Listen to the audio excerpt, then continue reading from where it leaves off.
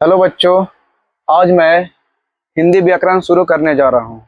ये हिंदी व्याकरण का क्लास 6 to 12 बिहार बोर्ड के सभी बच्चों के लिए जरूरी है। ठीक है, चाहे वो 9th में पढ़ रहे हैं, चाहे 10th में पढ़ रहे हैं, चाहे 11th में, चाहे 12th में, चाहे आप 6 से हो, 7, 8, यानी किसी भी क्लास के बच्चे हों, ठीक है, उनको हिंदी व्याकरण की जरूरत पड़ता।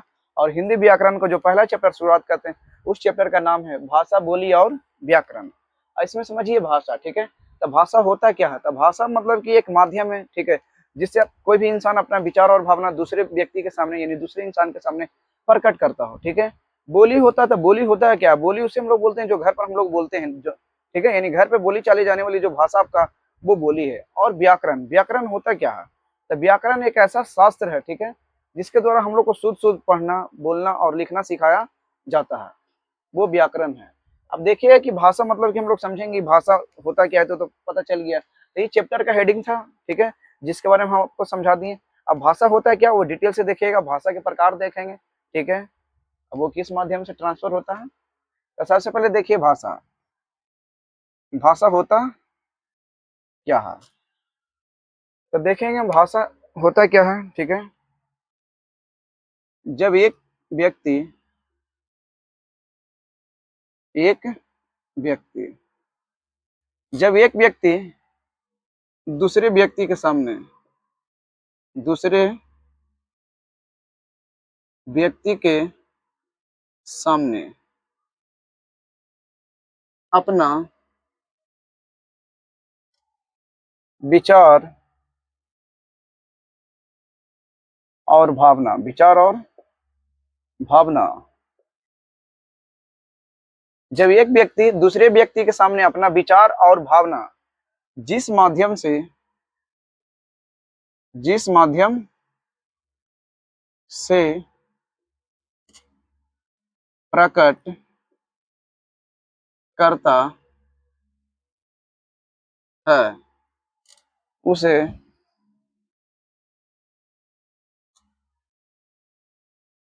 भाषा कहते हैं, भाषा कहते हैं।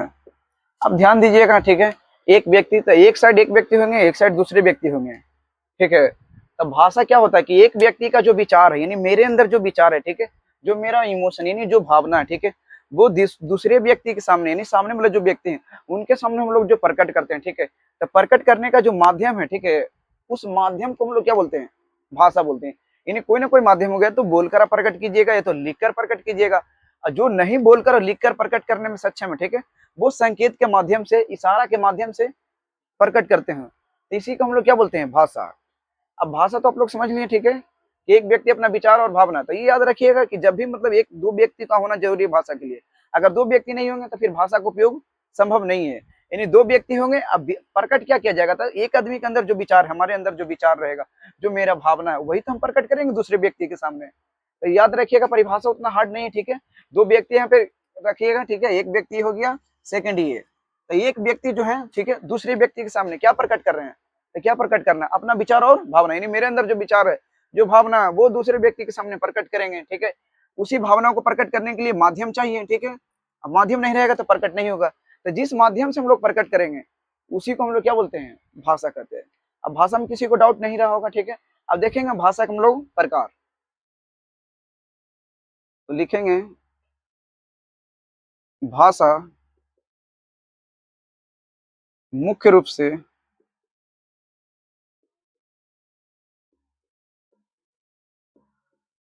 तीन प्रकार की होती है। यानी भाषा तीन प्रकार की होती है। वो कौन कौन सी भाषा, वो ध्यान दीजिएगा। पहला आपका हो जाएगा मौखिक भाषा, मौखिक भाषा। दूसरा हो जाएगा आपका लिखित भाषा। और तीसरा हो जाएगा आपका सांकेतिक भाषा, सांकेतिक भाषा। अब ध्यान दीजिए, मौखिक भाषा, लिखित भाषा और सांकेतिक भाषा, यानी भाषा के ये प्रकार है। अब मौखिक भाषा किसे कहेंगे? तो मौखिक भाषा उसे बोलेंगे, ठीक है, जब एक व्यक्ति अपना विचार और भावना दूसरे व्यक्ति के सामने मुंह से बोलकर प्रकट करे, ठीक है। तो जब आप बोलकर प्रकट कीजिएगा तो वो हो जाएगा आपका मौखिक भाषा, ठीक है। और जब आप लिखकर अपना विचार भावना प्रकट कीजिएगा तब वो हो जाएगा आपका लिखित भाषा। और थर्ड होता है आपका सांकेतिक भाषा, यानी जो व्यक्ति बोलने में सक्षम ना हो और ना लिखने में सक्षम है तो वो क्या करेंगे, वो सांकेतिक भाषा का प्रयोग करेंगे, यानी संकेत यानी इशारा करके या संकेत करके वो अपना विचार भावना दूसरे व्यक्ति के सामने रखेंगे। जैसे कि गूंगे व्यक्ति होते हैं, ठीक है, वो बोल नहीं पाते तो वो क्या करेंगे, चुप रहेंगे नहीं, उनके लिए भी है, ठीक है। तो वो कौन सा भाषा का प्रयोग करेंगे, सांकेतिक भाषा। अब हम लोग देखेंगे मौखिक भाषा का परिभाषा, ठीक है। तो पहला देंगे मौखिक भाषा,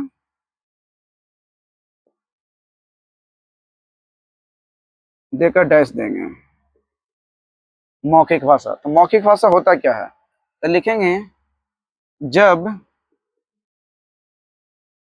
एक व्यक्ति अपना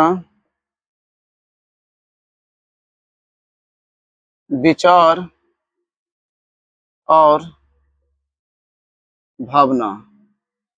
और भावना दूसरे व्यक्ति के सामने बोलकर प्रकट करता हो तो उसे हम मौखिक भाषा कहते हैं। उसे हम मौखिक भाषा कहते हैं। जैसे एग्जाम्पल देखिएगा मौखिक भाषा, आप किसी से बातचीत कीजिएगा, ठीक है, वो हो गया मौखिक भाषा। फिर फोन पर वार्तालाप कीजिएगा, ये भी आपका क्या हो गया, मौखिक भाषा। ईटीसी कर देते हैं इत्यादि, बहुत सारे एग्जाम्पल है, ठीक है, जो मौखिक भाषा के। यानी अब हम किसी से बात करते हैं तब बातचीत करने के लिए क्या होगा, बोलकर ही बातचीत कीजिएगा, बिना बोले तो बातचीत होगा नहीं। आप चुप रहिएगा बोलिएगा बातचीत होगी, ऐसा संभव नहीं है। फिर सेकंड दीजिएगा फोन पर वार्तालाप। तो फोन पर जो व्यक्ति वार्तालाप करते हैं वो भी क्या करते हैं, बोलकर ही प्रकट करते हैं। चलिए अब इतना हो गया कंप्लीट, ठीक है, मौखिक भाषा, इसका आप लोग स्क्रीनशॉट ले लीजिए। उसको चलेंगे लिखित भाषा, फिर है सांकेतिक भाषा। 6 मिनट के लिए चलिए ध्यान दीजिए। अभी हम मौखिक भाषा समाप्त कर दिए हैं, ठीक है। उसके बाद चलते हैं लिखित भाषा पे। लिखित भाषा होता क्या है, सेकंड देखेंगे आपका लिखित भाषा। लिखित भाषा, तो देखिए लिखित भाषा होता क्या है। तो लिखित भाषा होगा क्या, जब हम अपना विचार और भावना, ठीक है, दूसरे व्यक्ति के सामने लिख कर, ठीक है, प्रकट करेंगे तो उसे हम लोग बोलेंगे लिखित भाषा। अब जैसे आप पत्र वगैरह लिखते हैं, ठीक है, तो वो उसमें क्या होता है, आप जो अपना विचार है, जो भावना है, ठीक है, जो आप कहना चाह रहे हैं उस पत्र में लिखकर सामने वाले व्यक्ति को दे देते हैं। वो पढ़कर उसे समझ लेता है कि आपको क्या चाहिए, ठीक है, तो वो आपका लिखित भाषा हो गया। फिर बुक वगैरह जो मतलब कि राइटर वगैरह लिख रहा है, ठीक है, तो वो भी क्या करता है, किताब लिखता है उसमें कहानी, ठीक है, वो कहानी लिखकर आपको दे देता है। तो कहानी मतलब कि जो लिखा, ठीक है, वो कहानी आप पढ़कर समझ लीजिएगा, तो वो भी लिखित भाषा का ही एग्जाम्पल है। तो हम लोग देखेंगे लिखित भाषा, ठीक है। तो लिखेंगे इसका परिभाषा, जब एक व्यक्ति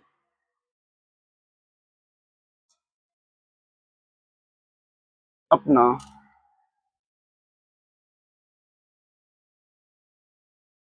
विचार और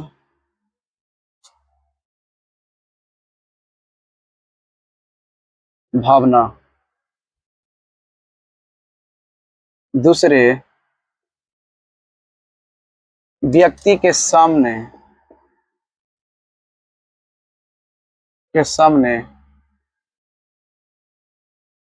लिखकर प्रकट करता हो तो उसे हम लिखित भाषा कहते हैं। जैसे पत्र,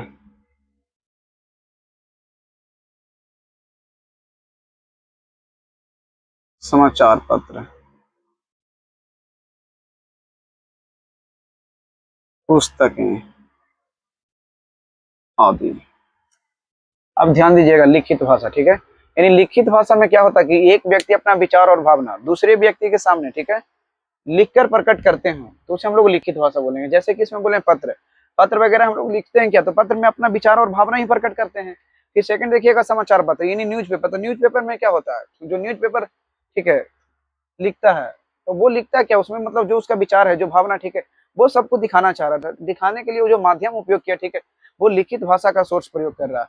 फिर थर्ड देखिएगा पुस्तक, तो जो पुस्तक जो राइटर लिखते हैं, ठीक है, तो वो क्या करते हैं राइटर, पुस्तक में ही मतलब कि जो उनके अंदर विचार था, जो उनका भावना था, ठीक है, एक कहानी के प्रति, जो एक निबंध के प्रति, वो उसमें लिखते हैं, ठीक है, और वो लिखकर मतलब दूसरे व्यक्ति के सामने पहुंचाते हैं, और दूसरा व्यक्ति भी उसे पढ़कर समझ लेता है, ठीक है। तो इसी को हम लोग बोलेंगे लिखित भाषा, ये लिखित भाषा का तरीका है। अब देखेंगे हम लोग थर्ड, जिसका नाम था सांकेतिक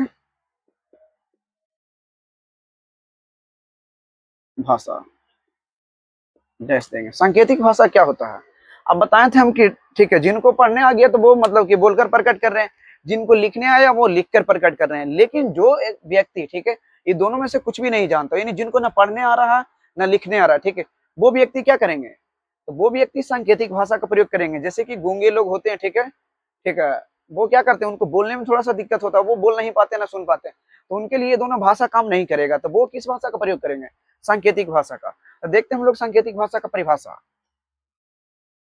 जब एक व्यक्ति अपना विचार, और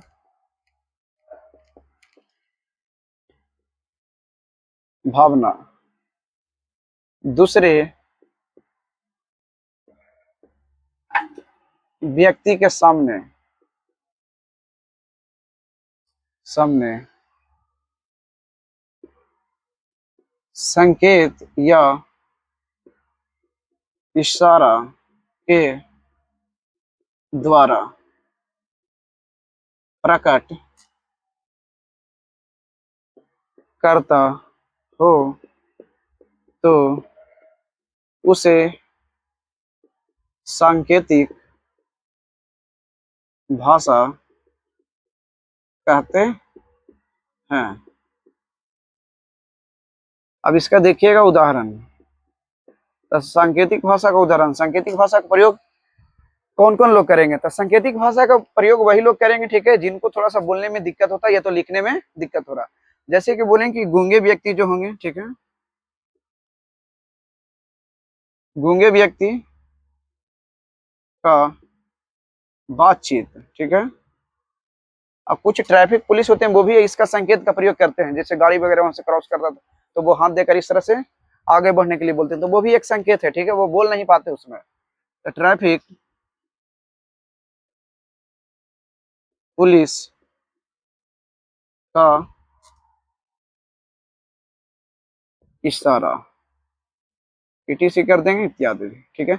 ये जो जितना भी एग्जाम्पल दिए हैं, ठीक है, गूंगे व्यक्ति का बातचीत हो गया, ट्रैफिक पुलिस का इशारा हो गया, ये सब क्या हो गया आपका सांकेतिक भाषा का सब एग्जाम्पल है, ठीक है।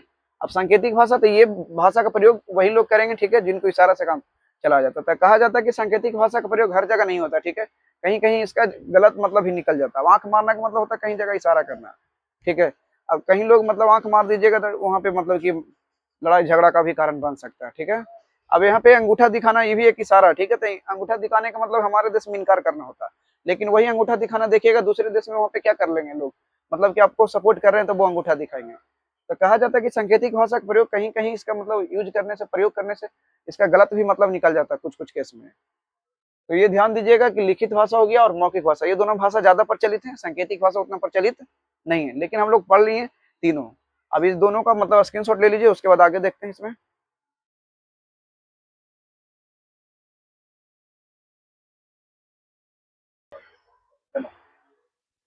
चलिए अब ध्यान दीजिएगा, ठीक है, हम लोग भाषा तो समझ लिए हैं, अब भाषा के साथ साथ थोड़ा सा देख लेते हैं उच्चारण स्थान क्या होता है, और लिपि वगैरह देखेंगे, ठीक है, भाषा में ही।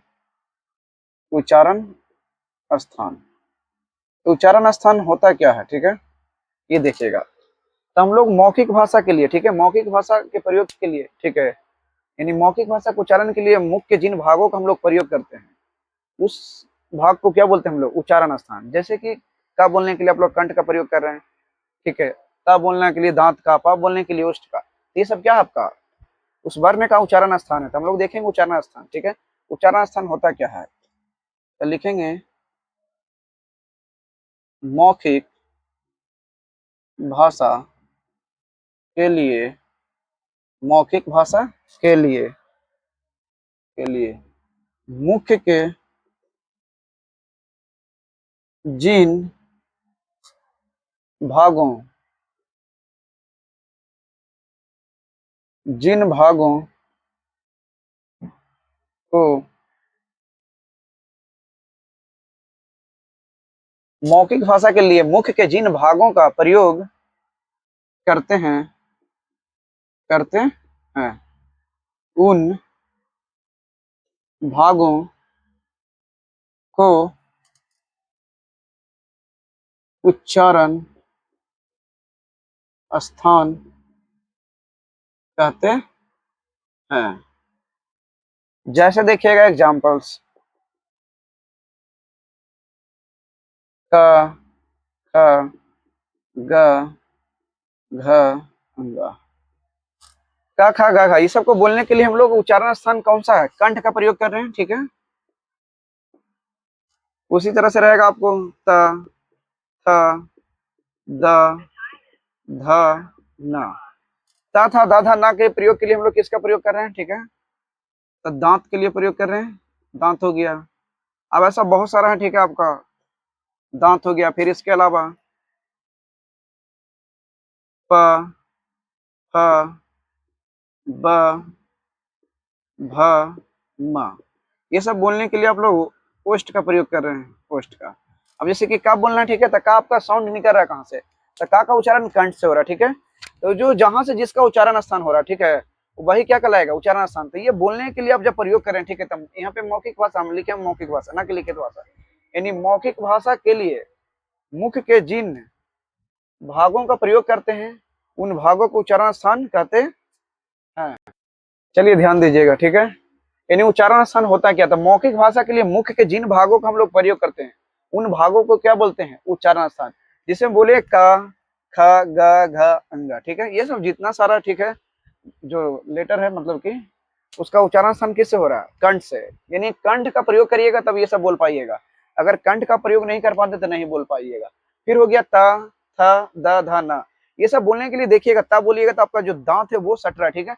अगर दांत बिना सटाया आप ता था दा था नहीं बोल सकते, तो इसका उच्चारण स्थान क्या हो गया, दांत। फिर होगा था प, फ, ब, भ, म, इसके लिए आप लोग ओष्ठ का प्रयोग करते हैं। इसके अलावा आपका उच्चारण स्थान और क्या क्या हो सकता है, तो ये ओष्ठ हो गया। फिर आपका हो जाएगा तालु वगैरह का प्रयोग करते हैं, मूर्धा का प्रयोग करते हैं, ठीक है, और फिर आप करते हैं नासिका,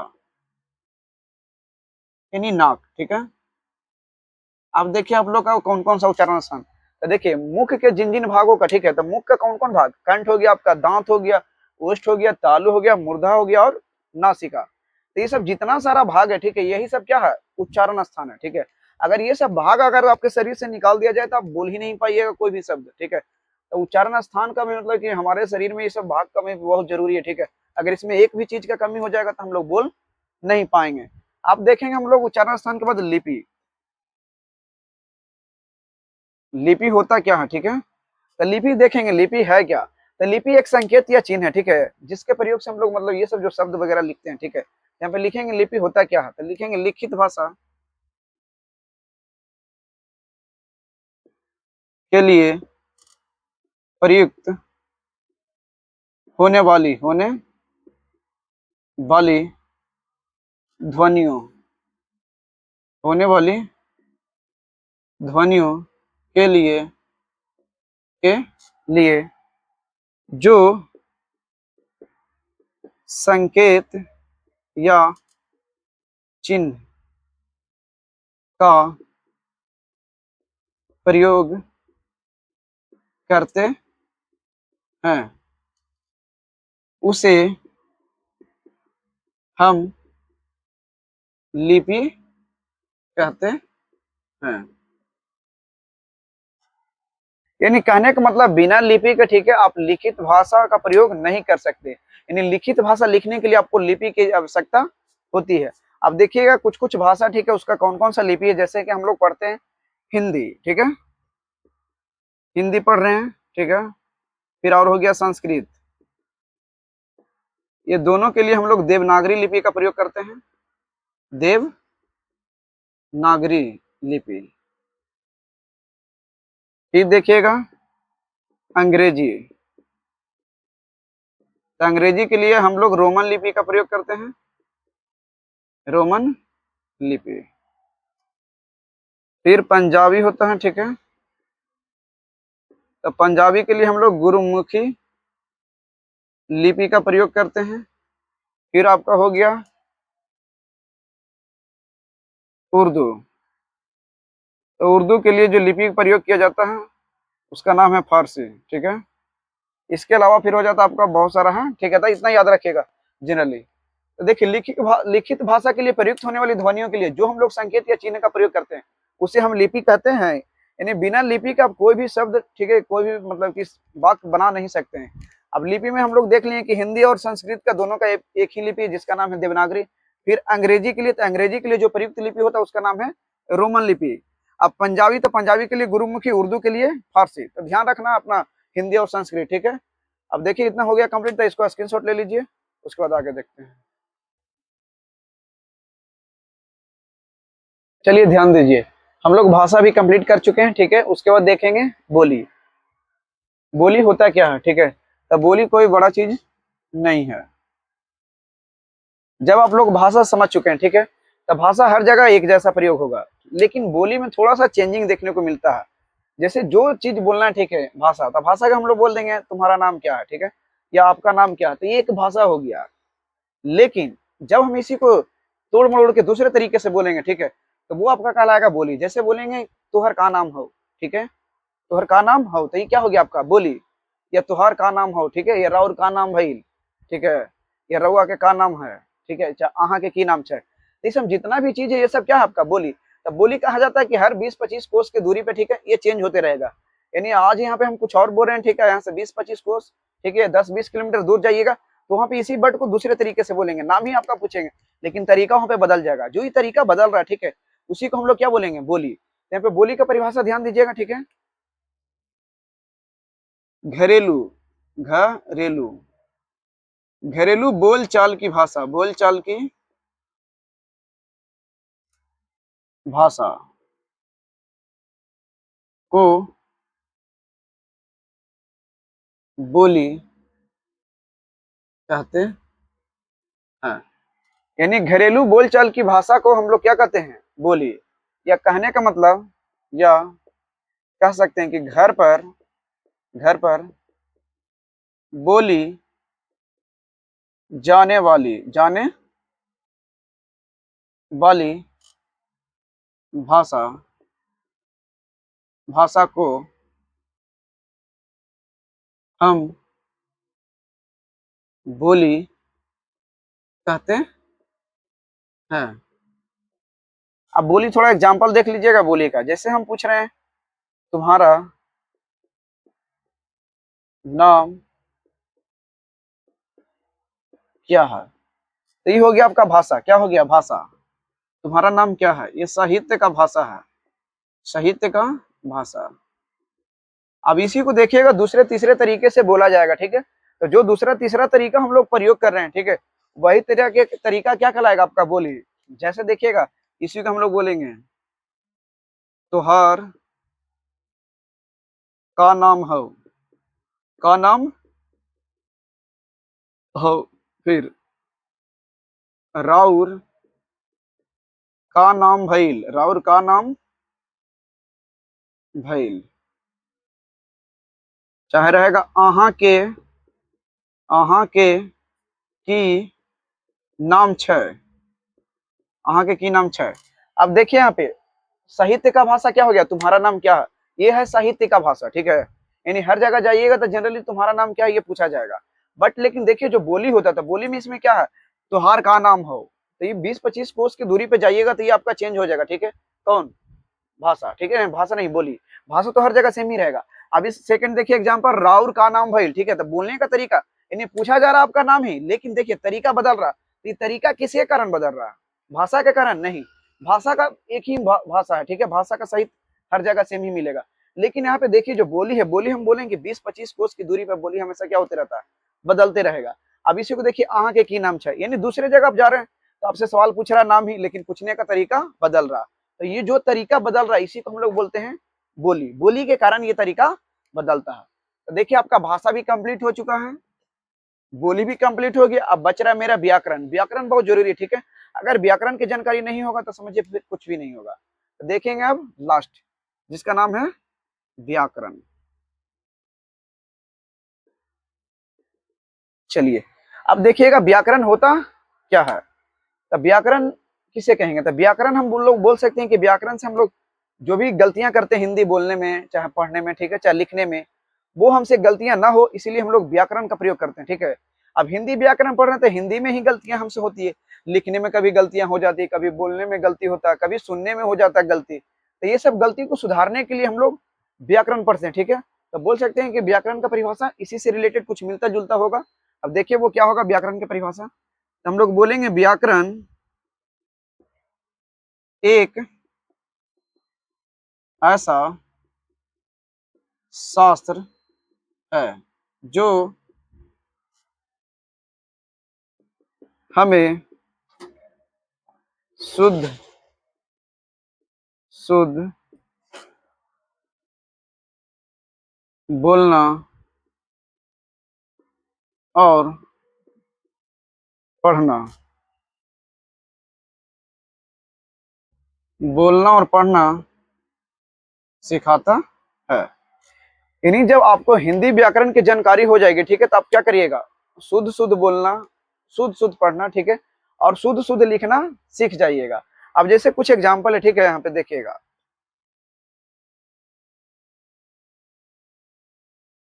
राम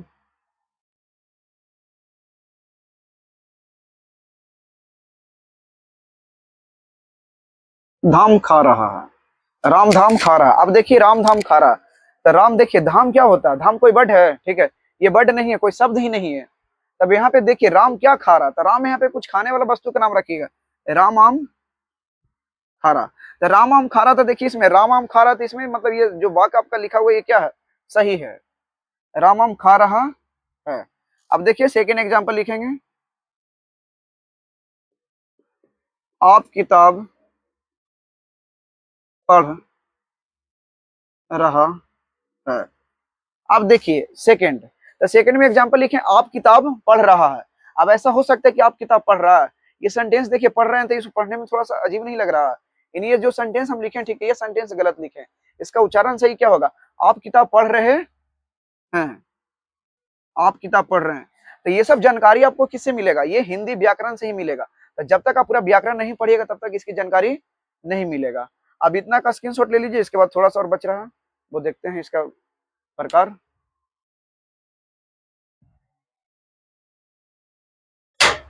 चलिए ध्यान दीजिएगा, अब हम लोग भाषा पढ़ चुके हैं, बोली पढ़ ली है, ठीक है, और व्याकरण भी पढ़ चुके हैं।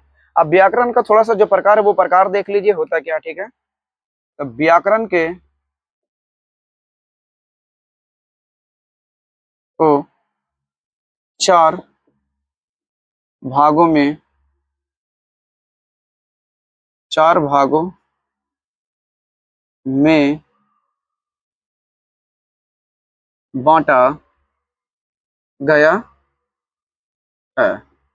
अब कौन कौन सा वो चार भाग है, पहला है आपका वर्ण विचार, वर्ण विचार, सेकंड हो गया आपका शब्द विचार, शब्द विचार, थर्ड हो गया वाक्य विचार, वाक्य विचार, और फोर्थ हो गया आपका चिन्ह विचार, चिन्ह विचार। अब ध्यान दीजिए वर्ण विचार, यानी वर्ण विचार में आप लोग पढ़िएगा क्या, वर्ण के बारे में, और जब वर्णों से, वर्णों के समूह जो होगा, ठीक है, उसी से शब्द बनेगा, तो फिर शब्द के बारे में पढ़ेंगे, उसका शब्द का परिभाषा पढ़ेंगे, उसका प्रकार पढ़ेंगे। वाक्य विचार में वाक्य के बारे में पढ़िएगा, और लास्ट हो गया आपका चिन्ह विचार, यानी चिन्ह का प्रयोग कब करेंगे, कैसे करेंगे, ठीक है, वो उसके बारे में पढ़ेंगे, ठीक है। तो ये आपका पहला जो चैप्टर था भाषा, बोली और व्याकरण समाप्त हो चुका है, ठीक है। अब देखिए, इतना देखने के बाद आप लोग को अगर ये मतलब कि जो वीडियो मेरा अच्छा लगेगा, ठीक है, तो मेरा चैनल नेम है ग्रो विथ ज्ञान, ग्रो विथ ज्ञान।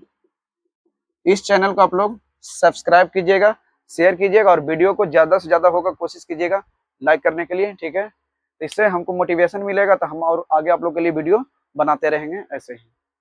Thank you.